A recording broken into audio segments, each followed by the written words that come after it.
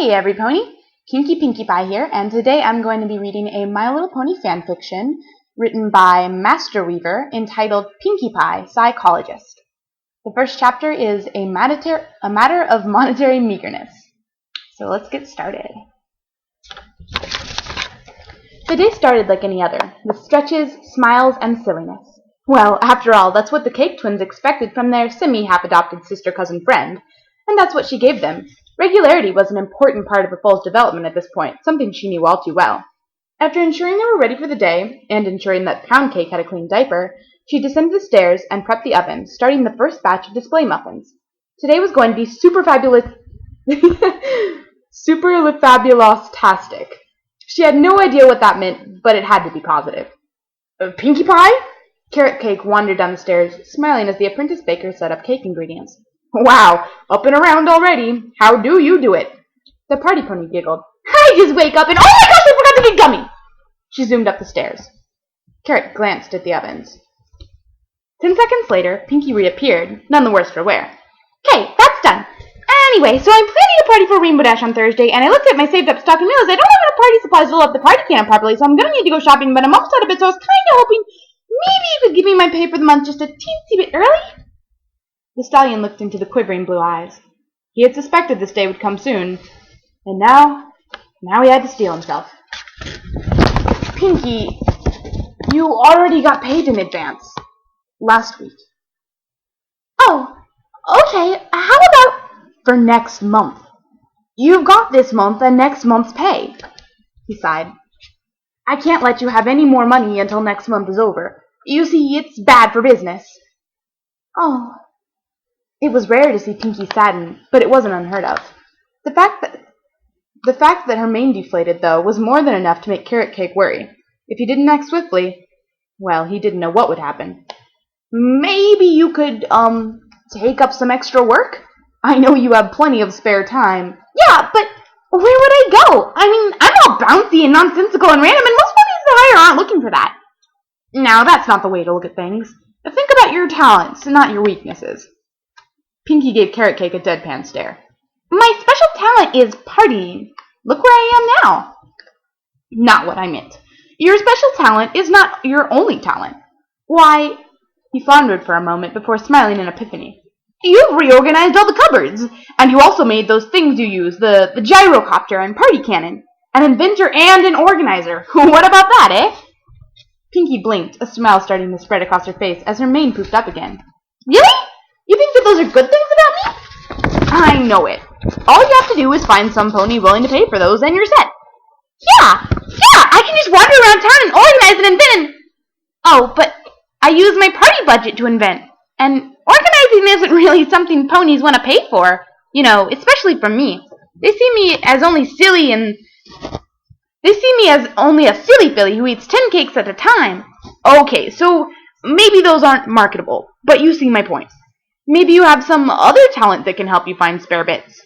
The stallion put a friendly hoof on her shoulder. You're full of surprises, Pinkie Pie, and I'm certain that one of those surprises can help you out there. Okay, if you say so! Pinkie bounded up suddenly, running to the ovens and peering over them with a practiced eye. But I promise not to do anything about it till my shift's over, okay? Can't be doing things taking time away from the ovens. Dangerous. Carrot Cake chuckled, walking over to his own station and giving the cake pans a once-over. That's good to hear. We need a double-decker marbled from out-of-town order.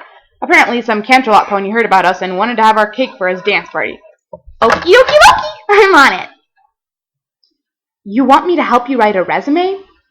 Twilight Sparkle shook her head. Okay, why? Pinkie Pie rolled her eyes. Isn't it obvious? I want to get another job. Duh! You of all ponies, I would have expected to get that because of your deductive reasoning and book smarts, although I guess you haven't really had a job because you were always supported by a parent. And the princess is as a student, unless, well, you can't be a librarian, which is more for you a hobby, since not a lot of ponies in this town come anymore, which I always found really weird, because, you know, seeing as a librarian, maybe they're just scared of you or something. You're not that scary. Pinkie! Yes, Chloe? The purple unicorn breathed in, calming herself. What I meant to ask is, why would you want another job? And I've done real work before, by the way. Shining Armor always had trouble properly filling reports. Paperwork! Twilight glowered at her. I was 5. Okay, that is kind kinda impressive. Pinkie shrugged. I just need some more bits. The cakes are getting to the point where they can't pay me enough to support my lifestyle. But I haven't actually had an interview ever, and I was thinking maybe you could tell me where I should be starting. Wait, you haven't had an interview in your whole life? How did you get a job at Sugar Cube Corner without an interview? An unusually somber expression conquered the pink features as the pony let her eyes drip to the floor. It's a long and sordid story, Twilight Sparkle. I have no wish to discuss it. The academician stared in shock, completely unprepared for this reaction.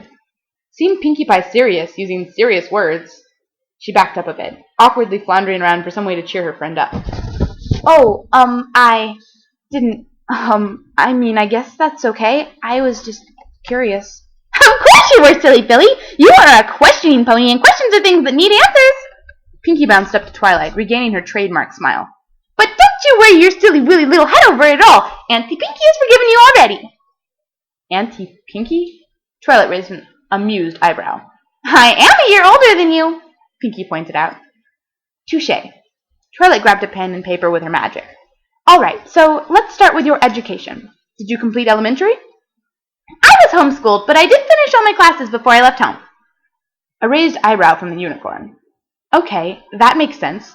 Do you have any higher education? Yepers! I have a theater and literary degree, a bachelor's in psychology, some on and off hooves on experiment with mechanics. Wait. You have a degree in psychology? Twilight lowered the paper. You're kidding me, right? No. Oh, wait here, I'll be right back. The librarian watched in bemusement as the pink blur disappeared, silently counting down the time it took for her to return. Ta-da! Here it is! 33 seconds. Twilight peered at the document in Pinkie's folds. Her eyes ran over it 5 times. Wow. Oh my gosh, you weren't kidding. Why didn't you tell me you went to the Manhattan University? You never asked, silly. Pinkie, do you realize what this means? Twilight stared at her friend in awe. You have a degree! That means a lot! You could open an office, and any pony that wanted to get, help. Help? The party pony hid her degree. Oh, no! I wouldn't ever use my powers to brainwash ponies!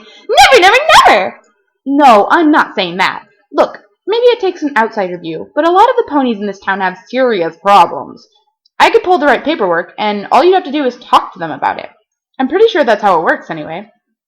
Twilight wrapped a hoof around Pinkie's shoulder, pointing into the distance. Think about it. Ponies that had always felt a little bit off, a little bit wrong, and suddenly they learn how to see themselves in a new light. All because of you. You mean by dealing with their demons I can make them smile? Yes, that's it, exactly. Pinkie rubbed her chin thoughtfully. Yes, this could work. I need a place to talk to ponies. No, I wouldn't.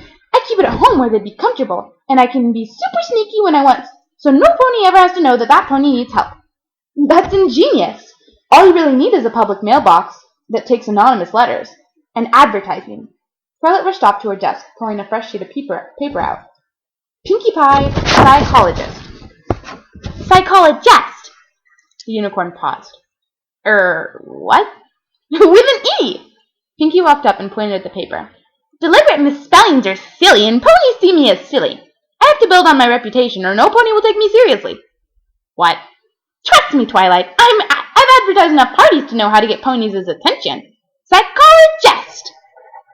After a moment, the unicorn shrugged, finishing her pen stroke with a flourish. All right, you're the entrepreneur. Here. She cast a laminating spell and handed Pinkie the paper. Your business card. Now, just let me head down to the town hall and file the paperwork, and you'll be all set. Thanks, Twilight! The pink pony wrapped her in a hug. You're so superly fabulous-tastic! All right, and that was the first chapter. So, I hope you guys like it, and if you do, make sure to leave some comments, give me some thumbs up, and maybe I'll do the next chapter. Thanks!